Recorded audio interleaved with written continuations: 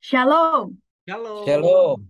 puji Tuhan pemirsa The Safe Ministry dimanapun berada, sukacita yang kami rasakan bisa kembali bertemu dan belajar bersama dengan pemirsa The Safe Ministry dimanapun berada untuk membahas pelajaran sekolah Sabat.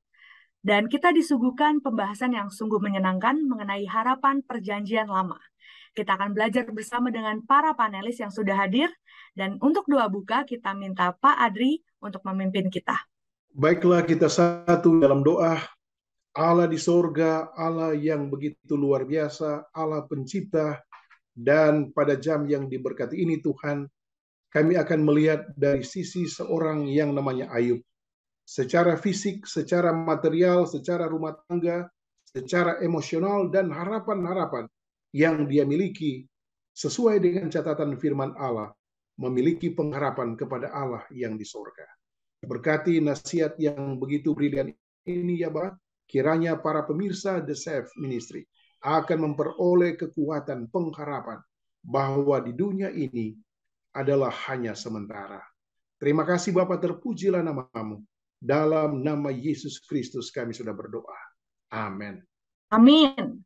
Kita akan mendengarkan pengantar yang akan kita pelajari selama 1 minggu ini oleh Bapak Tobing. Silakan Pak. Terima kasih Saudari Beatrice. Pemirsa The Safe Ministry, adalah sangat menyenangkan sekali ketika kita berbicara mengenai harapan. Karena begitu bicara harapan artinya ada semangat hidup bagi kita. Nah, harapan perjanjian lama ini lebih kepada apa? Nah, kita lihat dulu di ayat hafalan di Ibrani 11 ayat 17 dan 19. Kita tahu Ibrani ini adalah kitab di perjanjian baru, ya, namun dikatakan di sini apa? Karena iman maka Abraham tatkala ia dicobai mempersembahkan Ishak, ia yang telah menerima janji itu rela mempersembahkan anaknya yang tunggal. Karena ia berpikir bahwa Allah berkuasa membangkitkan orang-orang sekalipun dari antara orang mati. Dan dari sana ia seakan-akan telah menerimanya kembali. Pemirsa The Safe Ministry, kalau kita ikuti dari minggu lalu, oleh karena dosa maka kematian akhirnya menjadi bahagian dari upah dari dosa. Lalu kalau orang sudah mati, apa yang terjadi? Ya, kita sudah jelas, orang mati rohnya akan terpisah dari tubuhnya. Apakah ada kehidupan begitu mereka mati? Tidak ada. Tapi nanti ada peristiwa besar. Ya, peristiwa besar akan terjadi kebangkitan. Sama seperti keyakinan yang Allah berikan kepada Abraham, kalaupun dia mempersembahkan Ishak, satu waktu dia akan dibangkitkan kembali. Kapan itu? Ya, ini nanti kita akan lihat ya. Kita akan lihat. Memang ya, kematian itu kalau kita pikir-pikir sangat kejam. Ya, sangat kejam dan mengerikan dampaknya. Tapi untunglah ya, kita bersyukur alam punya solusi. Ya, punya solusi sehingga ada harapan bagi kita, bagi yang sudah mati untuk bangkitkan. Hanya mungkin muncul pertanyaan, bagaimana mungkin orang yang sudah puluhan tahun, ratusan tahun, ya berabad-abad, bahkan ribuan tahun yang lalu bisa dibangkitkan? Bagaimana ya menurut keyakinan beberapa suku bangsa, misalnya ada orang yang mati dikremi, dibakar sampai debu tanah. Ya, lalu ini bagaimana nanti bangkitnya? Atau bagaimana yang korban perang kena bom, ya kepala terpisah, tangan terpisah. Atau bagaimana dengan orang yang tenggelam di laut, ya tenggelam di laut akhirnya tubuhnya dimakan ikan. Bagaimana ini nanti proses bangkitnya? Nah, inilah yang akan menjadi pelajaran bagi kita. Tapi satu pesan yang perlu kita yakini.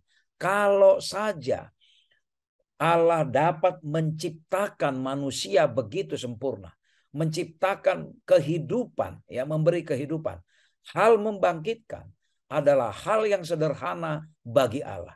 Jadi pertanyaan-pertanyaan di dalam benak kita itu nanti akan terjawab. 1 minggu ini kita disuguhkan bagaimana harapan-harapan akan kebangkitan dari Ayub hambanya, dari para pemazmur, lalu nanti juga disuguhkan Yesaya, dari Daniel, dari Yunus, dan juga Hosea.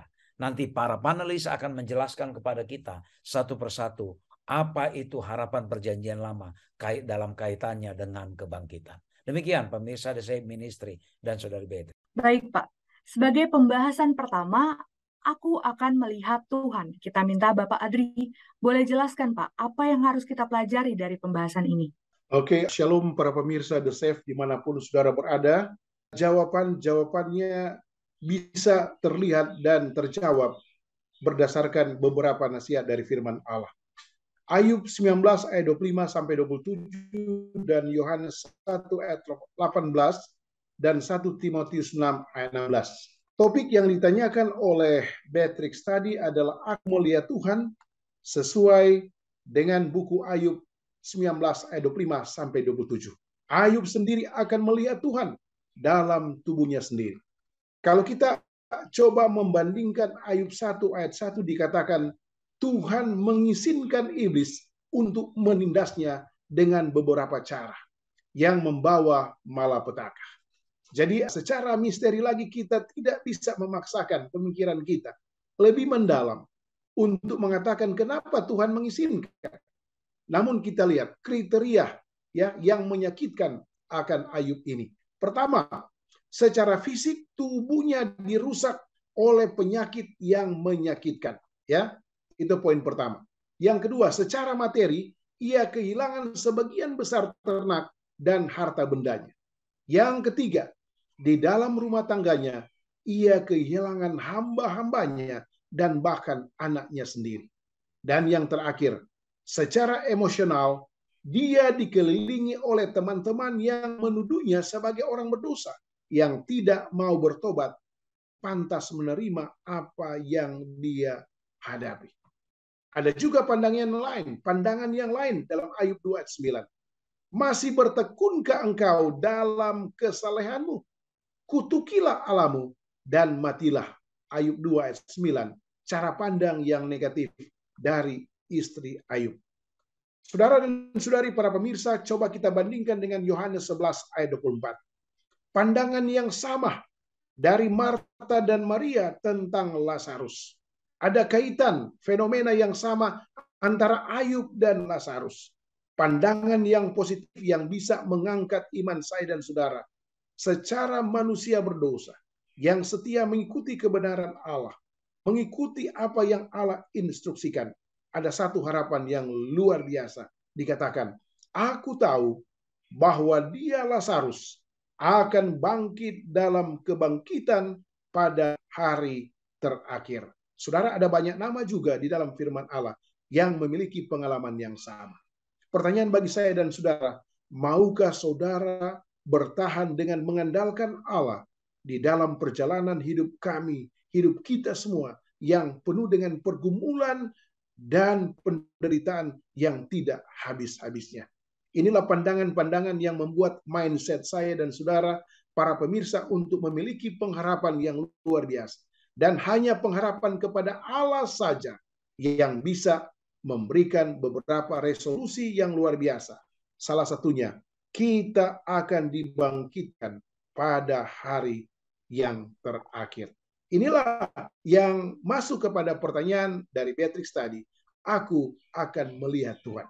Bukan saja Ayub, bukan saja Musa, bukan saja Marta atau Lazarus, tetapi saya dan saudara yang sementara menonton akan acara yang suci dan rohani ini akan melihat Tuhan bila mana Yesus datang kedua kali untuk menjemput saya dan saudara yang dikategorikan orang yang setia dan benar, ya, sesuai dengan keyakinan dan iman kita kepada Tuhan. Shalom, Beatrix. Baik, Pak Adri. Tentunya dari pembahasan ini kita memiliki harapan yang sangat besar, Pak, untuk melihat Tuhan. Tapi pertanyaannya, apa yang harus kita lakukan supaya kita benar-benar dapat melihat Tuhan kelak? Jadi memang ayatnya tidak ada di sini, tetapi kata Yesus dalam Yohanes 14 ayat 6. Akulah jalan, akulah kebenaran, dan akulah hidup. Bila mana kita ingin berjumpa dengan Yesus, carilah kebenaran-kebenaran yang luar biasa dari buku Kejadian sampai waktu. Karena dengan demikian, inilah jalan yang akan mempertemukan kita dengan kehidupan Yesus yang luar biasa. Bila mana Yesus datang kedua kali. Ini Beatrix dan para pemirsa The Safe yang bisa mengangkat kata pengharapan bagi saya dan saudara balik lagi kepada siapa? Sosok Yesus yang begitu indah dan luar biasa. Shalom, Beatrix. Baik, Pak Adri. Judul pembahasan berikutnya mengenai dari kekuatan kubur. Kita minta Pak Fajar untuk bisa memberikan poin-poin penting mengenai pembahasan ini, Pak. Ya, Beatrice dan pemirsa The Safe Ministry. Ada satu pelajaran yang menarik ini ya. Apa yang dimaksud dengan kekuatan kubur ini? Saya jelaskan ada beberapa pandangan dan kepercayaan. Tentunya ini kepercayaan orang-orang bodoh ya. Bahwa mereka menganggap mereka mengumpulkan harta benda mereka selama hidup mereka.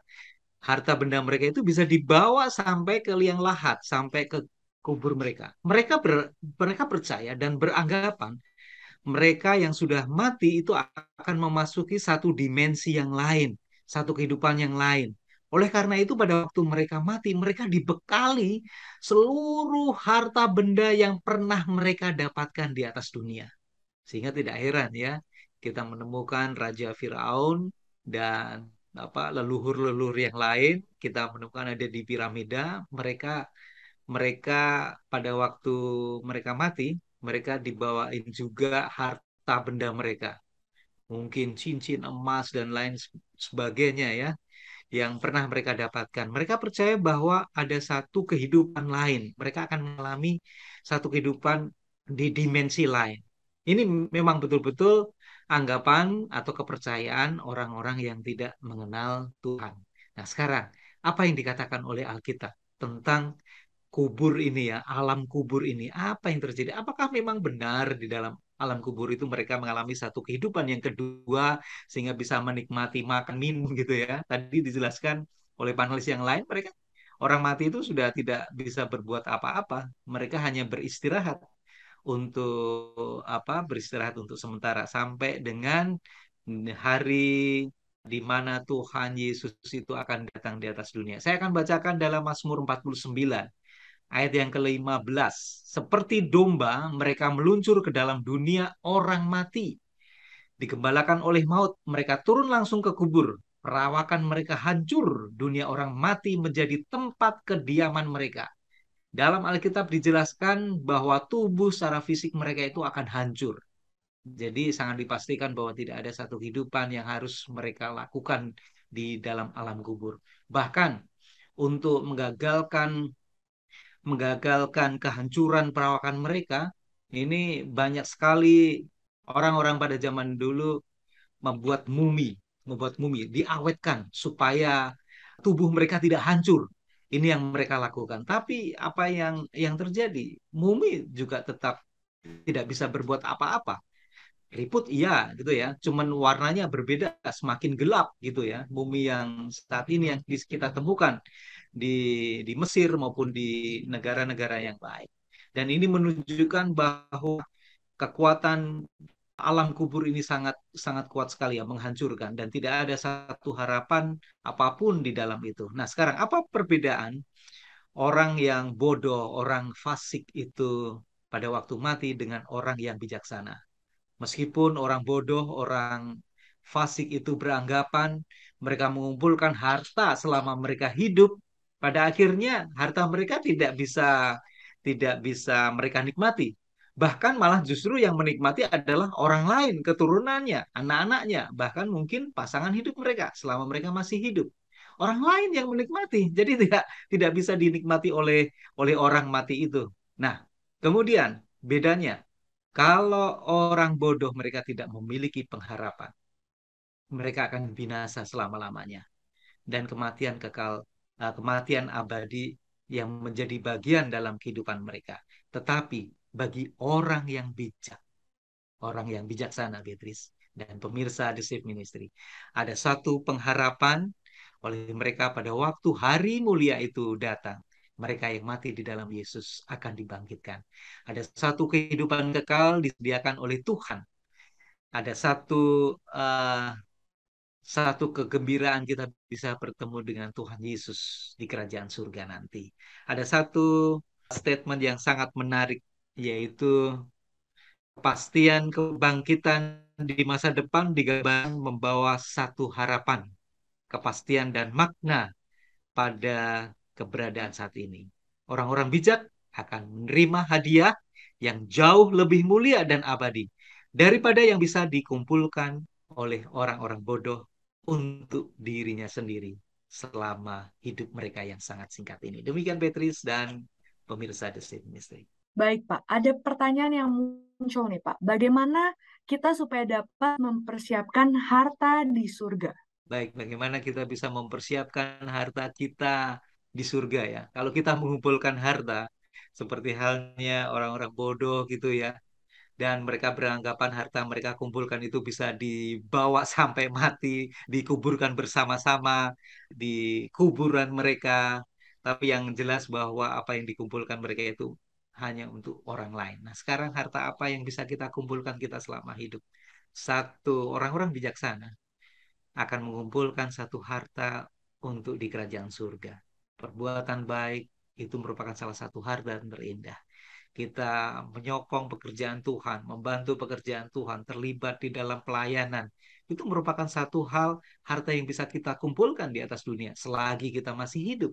Dan itu untuk orang lain kita bisa mempersiapkan jiwa yang baru. I will go merupakan salah satu tema bagi umat-umat Tuhan untuk saat ini. Seperti halnya Pak Adri Kaunang sangat begitu militan sekali untuk menyampaikan pekabaran ini. KPA kami mendengar banyak jiwa-jiwa yang sudah dibaptiskan. Itulah harta surgawi yang bisa kita kumpulkan. Kita patut contoh bagaimana kita melakukan satu perbuatan baik. Itu yang bisa dinikmati orang lain, jiwa-jiwa baru bisa dikumpulkan, dan pada waktu Yesus datang pada kali yang kedua, kita akan bersama-sama hidup di kerajaan surga nanti. Demikian Beatrice dan pemirsa The Safe Ministry. Baik, Pak. Pemirsa The Safe Ministry, hari berikutnya kita akan membicarakan mengenai dari samudra raya bumi. Kita sama-sama dengarkan penjelasannya dari Pak Tobing. Silakan, Pak.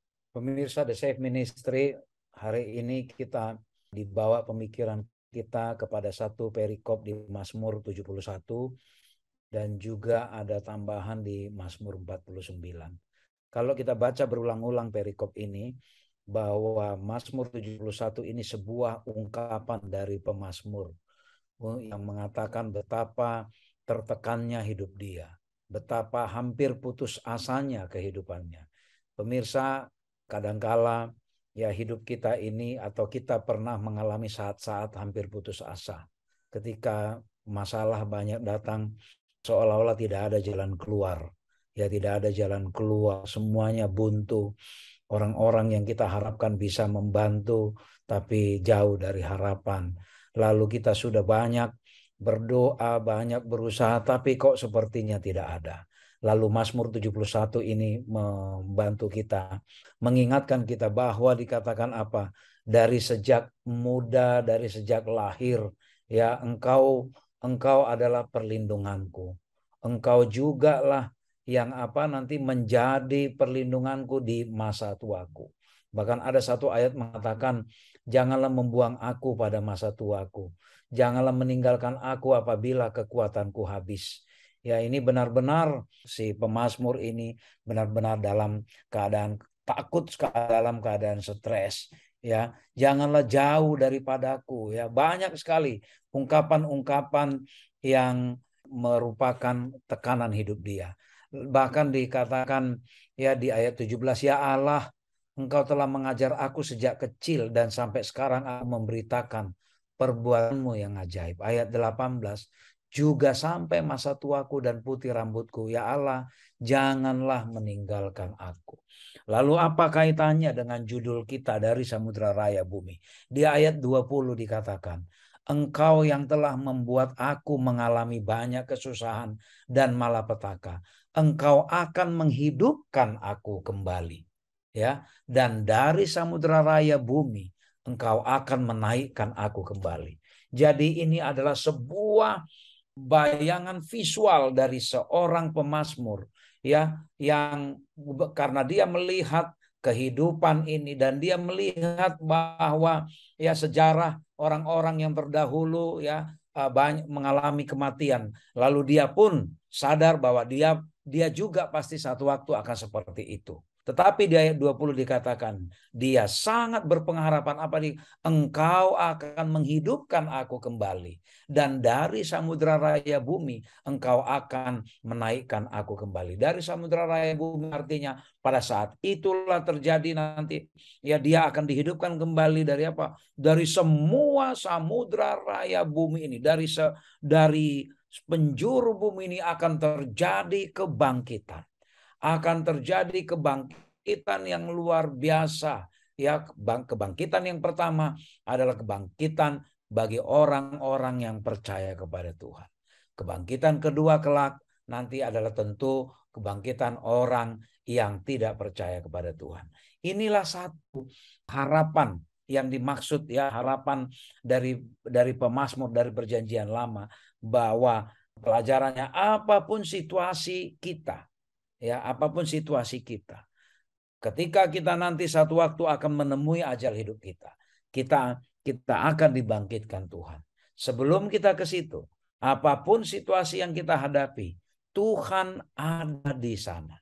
Tuhan sangat peduli. Ya, Tuhan sangat memperhatikan kita. Dan pada akhirnya nanti harapan kita akan kita temukan bukan hanya di dalam kehidupan ini, tetapi di kehidupan yang akan datang ketika nanti Yesus datang bersama para malaikatnya membangkitkan kita dari kematian. Sungguh satu janji yang sangat menenangkan hati bagi kita. Bisa saja pemirsa sekarang ada yang berjuang dengan penyakit.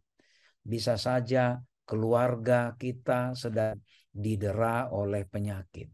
Bisa saja mungkin usaha tangan bisnis kita sedang hancur. Bisa saja mungkin karir kita sedang buntu. Kita menghadapi tekanan di dalam pekerjaan. Usaha yang kita lakukan di ladang, di sawah, dimakan hama. Ya, atau pekerjaan kita yang lain kelihatannya tidak mendatangkan hasil. Tapi dia katakan, sampai masa tuaku dan putih rambutku, janganlah meninggalkan aku. Keperkasaanmu kepada semua orang akan datang. Artinya apa? Allah lah sumber perlindungan kita.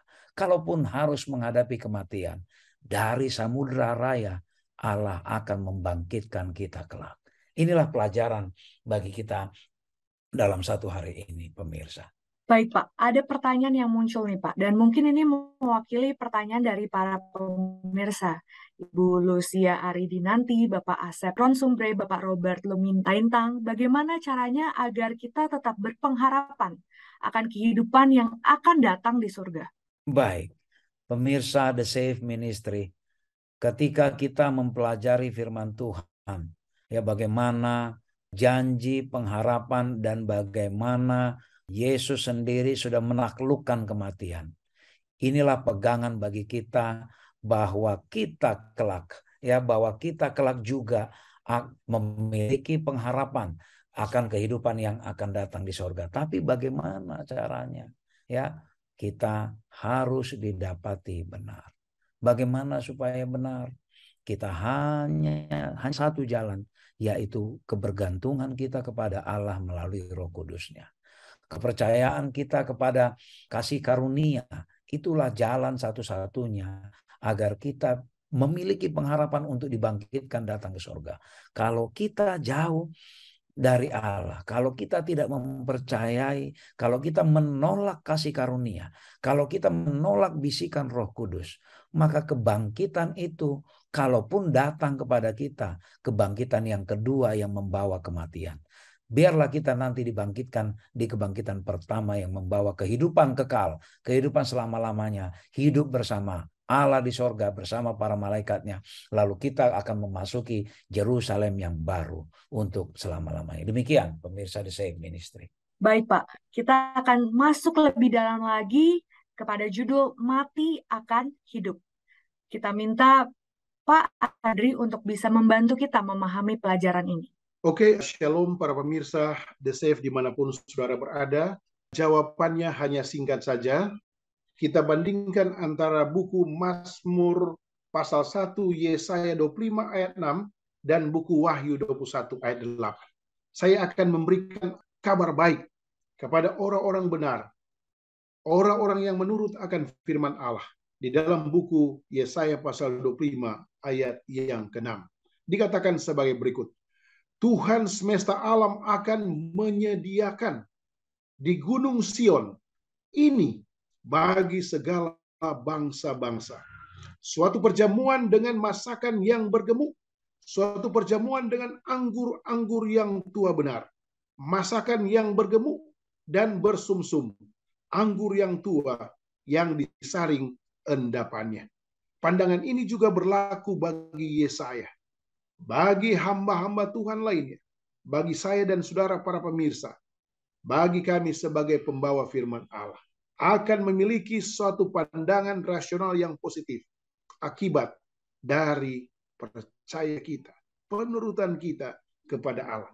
Saya tidak usah baca dalam buku Wahyu pasal 21 ayat 8. Karena salah satunya adalah orang-orang yang tidak percaya. Intinya adalah kebangkitan terakhir akan menyatukan semua orang benar dari segala zaman, termasuk orang-orang terkasih Anda yang sudah mati. Di dalam siapa, saudara-saudara? Di dalam Yesus Kristus. Inilah pemahaman yang positif dari firman Allah atas pandangan-pandangan ya dan tidak, risiko dan akibat, dan tentunya ini merupakan good news, kabar baik bagi saudara dan saudari yang senang mencari kabar baik dari firman Allah. Sehingga jawabannya sangat real, kita akan meninggalkan dunia yang penuh dengan dosa ini, dan kiranya dalam buku Maleakhi 4 ayat 1, kita akan menjadi akar-akar dan cabang-cabang yang lain untuk dapat mewartakan firman Allah tentang kehidupan yang baka bila mana Yesus datang kedua kali. Shalom, Beatrix. Baik, Pak. Ada pertanyaan dari pembahasan ini nih, Pak. Sebagai orang Kristen, apa sebaiknya yang kita lakukan selama hidup di dunia? Ya, jawabannya singkat. Ya, dalam buku Wahyu pasal 21 ayat 8, kita balikan. Orang yang tidak percaya seharusnya percaya kepada Yesus. Caranya bagaimana? Belajarlah firman Allah. Langkah selanjutnya setelah firman Allah kita telah pelajari, ya tentunya kita menyadari bahwa kita penuh dengan dosa. Namun, ada satu tongkat estafet yang Yesus selalu berikan bagi saya dan saudara. Markus 16 ayat 16. Siapa yang percaya dan dibaptis akan diselamatkan. Inilah misi global yang menjadi tanggung jawab saya dan saudara untuk mewartakan nasihat atau firman Allah yang luar biasa ini, sehingga ya lifestyle kehidupan kita orang lain akan juga memiliki hal yang sama bila mana Yesus datang kedua kali. Kita semua akan menyongsong Yesus yang penuh dengan sukacita. Shalom, Beatrix. Baik, Pak. Selanjutnya kita akan mempelajari mengenai yang telah tidur di dalam debu tanah. Apakah bisa dibantu diberikan ulasannya, Pak Fajar? Ya, Beatrice dan pemirsa The Safe Ministry ya. Apa sih yang dimaksud dengan yang telah tidur di dalam debu tanah ini ya? Sebetulnya ini merupakan satu kematian ya, yang harus dialami oleh semua umat manusia, baik orang-orang yang tidak bijaksana maupun orang-orang yang bijaksana ya. Mereka harus mengalami satu kematian. Kita tidak disangsikan akan hal itu. Nah, sekarang kita lihat kalau konsep perjanjian lama, mereka percaya bahwa ada satu kebangkitan yang mereka akan harapkan. Begitu juga di dalam perjanjian baru, khususnya pada zaman Yesus. Kita lihat ada satu Marta percaya bahwa dia percaya bahwa Mesias itu akan membangkitkan orang-orang yang sudah mati terlebih dahulu. Nah, sekarang kalau kita lihat, kita bisa belajar dari firman Tuhan melalui Daniel 12 ayat 1 dan ayat yang kedua. Pada waktu itu juga akan muncul Mikael, pemimpin besar itu yang akan mendampingi anak-anak bangsamu. Dan akan ada suatu waktu kesesakan yang besar, seperti yang belum pernah terjadi sejak ada bangsa-bangsa sampai pada waktu itu. Tetapi pada waktu itu bangsamu akan terluput, yakni barang siapa yang didapati namanya tertulis dalam kitab itu, atau kitab kehidupan ya. Namanya tertulis dalam kitab kehidupan. Ayat yang kedua. Dan banyak dari antara orang-orang yang telah tidur di dalam debu tanah akan bangun. Sebagian untuk mendapatkan hidup yang kekal, sebagian untuk mengalami kehinaan, kengerian yang kekal. Nabi Daniel memberikan satu isyarat bahwa yang akan bangkit itu bukan hanya orang-orang yang baik ya, orang-orang yang setia kepada Tuhan, seperti halnya pandangan dari tokoh seperti Ayub, kemudian Abraham dan lain sebagainya. Namun Daniel di sini mengungkapkan bahwa ada dua yang akan dibangkitkan. Yang pertama adalah orang-orang yang mati di dalam Tuhan. Mereka akan mengalami satu kehidupan, mendapatkan kehidupan kekal, dan yang satu lagi adalah orang-orang yang akan mengalami, dibangkitkan, akan mengalami kehinaan dan kengerian. Ini adalah orang-orang yang jahat yang akan dibangkitkan. Tadi seperti juga diungkapkan oleh panelis yang lain, kita bersyukur, bersuka cita bila mana kita ikut pada kebangkitan yang pertama. Kita akan memperoleh satu kehidupan bersama-sama dengan Yesus. Berbeda bagi mereka yang mengalami kebangkitan yang kedua, mereka akan mengalami kematian untuk selama-lamanya. Nah, dari sini kita akan lihat bahwa Mikhail atau sebagai pangeran agung, sebagai raja di atas segala raja, sebagai panglima bala tentara dan Mesias sang pangeran itu merujuk kepada Yesus Kristus. Nah, kalau Yesus Kristus, Mikhail ini sebagai raja dari segala raja, dia yang memegang semua kunci daripada surga. Kenapa hidup kita itu tidak kita serahkan kepada Yesus Kristus? Mikhail, sang penghulu ya, penghulu Mesias, sang pangeran, pangeran bala tentara surgawi. Ini satu hal yang sangat luar biasa sekali. Oleh karena itu pelajaran apa yang bisa kita ambil dari sini? Beatrice dan pemirsa The Safe Ministry, sangat wajar dan manusiawi. Semua orang akan mengalami kematian. Bahkan mereka akan merasa ketakutan pada waktu mereka mungkin mengalami satu sakit yang sangat begitu berkepanjangan. Bahkan bagi orang-orang tua kita, nenek, kakek kita, oma opa kita yang sudah cukup usyur dan mereka akan mengalami satu kematian dan berpisah dengan kita. Kadang-kadang ada satu perasaan takut. Tetapi melalui pelajaran ini kita tahu kemana kita harus bergantung sepenuhnya, yaitu kepada Mikhail, kepada pangeran yang agung, raja dari segala raja, Mesias yang luar biasa, yaitu Yesus Kristus. Karena apa? Kita percaya bahwa kita nanti akan dibangkitkan. Jadi kita tidak perlu merasa khawatir, takut, harus berpisah dengan keluarga kita yang kita cintai. Tetapi kita memiliki satu pengharapan bahwa kita nantinya akan dibangkitkan di dalam Tuhan. Inilah kepercayaan yang harus kita pegang. Yang harus kita siarkan ini kepada orang lain. Supaya mereka memiliki satu pengharapan. Sehingga tidak heran bahwa judul kita adalah harapan perjanjian lama, itu merupakan satu harapan bagi kita untuk saat ini. Banyak leluhur kita pada zaman dulu, Abraham, Ishak, Daud, dan lain sebagainya, mereka percaya mereka akan dibangkitkan sebagai orang-orang yang baik. Begitu juga harapan ini menular kepada kita yang hidup pada zaman ini. Tidak perlu kita khawatir dan takut mengalami kematian. Bila mana kita tinggal di dalam Tuhan, kita percaya kepada Tuhan sebagai juru selamat kita, sehingga kita akan memperoleh satu kebangkitan pada waktu Yesus datang pada kali yang kedua. Demikian Beatrice dan pemirsa The Safe Ministry. Baik, Pak. Pertanyaan yang muncul dari pembahasan ini, Pak. Apa yang kita lakukan sekarang supaya lebih banyak lagi orang yang dibangkitkan ketika Yesus datang untuk yang kedua kalinya? Puji Tuhan. Barangkali ini mungkin pertanyaan dari Stephanie Lumowa, dari Yefta Abineno, dari Nunah Aliong, bahkan mungkin dari saudara kita Jeremy Prasetyo. Apa yang harus kita lakukan supaya kita lebih banyak lagi orang yang akan dibangkitkan? Dan tentunya, Beatrice, kita tidak ingin bahwa kita sendiri dibangkitkan, kerabat kita, keluarga kita. Kita ingin orang lain juga akan dibangkitkan. Yaitu dengan cara apa? Kita sampaikan pekabaran ini, bahwa ada satu harapan di dalam perjanjian lama yang sangat powerful, ya, sangat memiliki kekuatan yang tidak terbatas bila mana kita percaya kepada Yesus. sebagai Sang Juru Selamat bagi kita. Yang bila mana kita percaya akan ada satu kehidupan kekal yang ditawarkan. Kita tidak akan mengalami kematian, namun kita akan memiliki satu kehidupan. Oleh karena itu, gunakan waktu, kesempatan saat ini, membuat satu KPA, menyampaikan pekabaran, berbagi cerita tentang bagaimana Yesus itu menolong dalam kehidupan kita sehari-hari.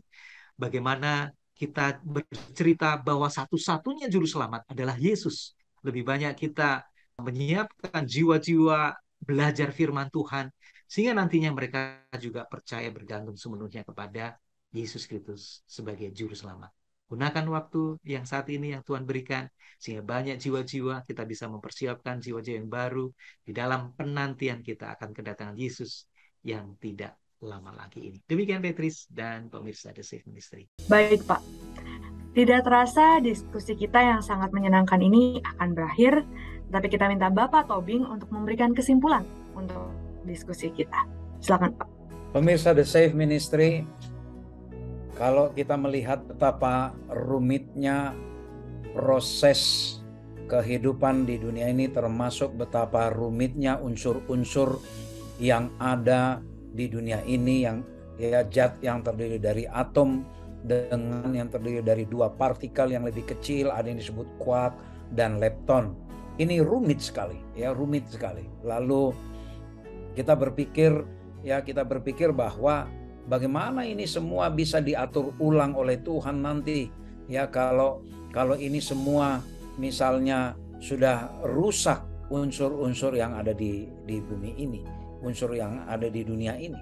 Tuhan kita adalah Tuhan yang sangat luar biasa. Karena Dia yang punya kuasa menciptakan, Dia punya juga kuasa untuk membangkitkan. Oleh karena kita sudah berdosa, akhirnya kita banyak mengalami kesusahan oleh karena akibat dosa. Bahkan bukan hanya kesusahan, kematian mengancam. Tapi pelajaran kita dalam 1 minggu ini ada makna yang sangat dalam. Ada tempat perlindungan bagi kita ketika kita dalam keadaan sulit. Ada tempat berpengharapan bagi kita walaupun kita dalam keadaan susah. Dan bahkan ketika kita berpisah dengan orang-orang yang kita kasihi oleh karena kematian mengancam, ada harapan kita akan bertemu kembali. Atau bahkan ketika kita juga masing-masing akhirnya menemui ajal hidup kita masing-masing, ada harapan untuk dibangkitkan. Pemberi kehidupan itu akan mengumpulkan kembali orang-orang yang sudah diciptakan, yang benar, yang mati, akan dikumpulkan di sorga. Dan sebagai akibat atau konsekuensi otomatis dari jahatnya dosa, orang-orang yang menolak Allah tentu akan mendapat kebangkitan yang membawa kematian bagi mereka. Ini pilihan bagi kita. Kita mau mengambil bagian hidup yang mana? Kita mau turut di kebangkitan yang mana? Ini pilihan hidup bagi kita. Puji Tuhan, Allah begitu baik. Yesus menjadi juru selamat bagi kita, menjadi kasih karunia bagi kita, menjadi pengharapan satu-satunya. Tidak ada yang lain. Bukan manusia yang hebat menjadi harapan kita, tapi hanya Yesus. Kasih karunia itulah satu-satunya pengharapan kita. Mari kita sandarkan kepada Yesus. Bagaimana Ayub, pemirsa, Yunus, Hosea, Yesaya, semuanya memberikan pelajaran bagi kita betapa dahsyatnya Allah itu. Allah itu sumber pengharapan kita. Apalagi yang kita tunggu? Sekaranglah waktunya. Kiranya Tuhan memberkati kita. Amin. Terima kasih para panelis dan terima kasih pemirsa The Safe Ministry dimanapun berada. Kita berharap pemirsa The Safe Ministry mendapatkan inspirasi baru atas harapan yang kita miliki akan kebangkitan. Kita akan tutup dalam doa tutup yang akan dipimpin oleh Bapak Fajar. Baik, kita satu dalam doa. Kembali kami datang menghadap kehadiran Tuhan. Terima kasih atas pelajaran yang luar biasa. Kau memberikan harapan bagi kami untuk memiliki satu semangat hidup, menjalani kehidupan, mempersiapkan umat Tuhan akan kedatangan Yesus yang tidak lama lagi. Memberkati seluruh pemirsa dimanapun mereka berada. Dan biarlah pengharapan iman kami akan tetap tertuju kepada Engkau saja, pemberi kehidupan bagi kami. Dan satu-satunya penolong bagi kami keluar dari dosa dan kematian yang menghantui kehidupan kami. Kami yakin percaya Tuhan akan memberkati semuanya dan berikan semangat bagi kami, Roh Kudus-Mu terang dari surga dan hujan akhir tentunya, untuk mempersiapkan jiwa-jiwa yang haus akan kebenaran. Di dalam nama Yesus kami berdoa dan ucap syukur. Amin. Amin. Sukacita dan berkat yang kami rasakan oleh perkenalan, pesan, kesan, dan pertanyaan dari pemirsa The Safe Ministry di kolom komentar. Dan kami selalu doakan agar pemirsa The Safe Ministry merasakan sukacita dan berkat yang sama seperti yang kami rasakan. Oleh itu, jangan lupa untuk memberikan pesan di kolom komentar, suka video kami, dan langganan di channel The Safe Ministry. Sekali lagi kami ucapkan terima kasih dan juga kepada produser kami, Bapak Simon Gumanti. Terima kasih, Tuhan memberkati. Shalom. Shalom. Shalom. Tuhan memberkati.